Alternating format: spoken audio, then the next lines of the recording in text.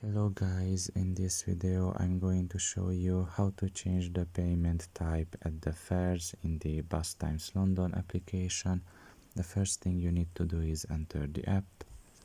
After you're done with that and you are in the home page, wait a little bit.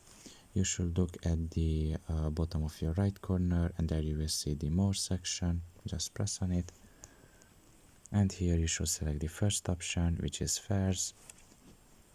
And you can see here the payment type, the first option, and you can just press on this arrow pointing down, and you can just select here the payment type that you want to have.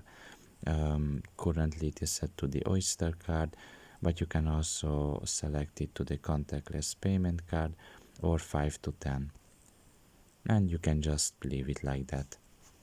So pretty much this is all about it. I hope this video was helpful to you. Thank you for listening and see you next time.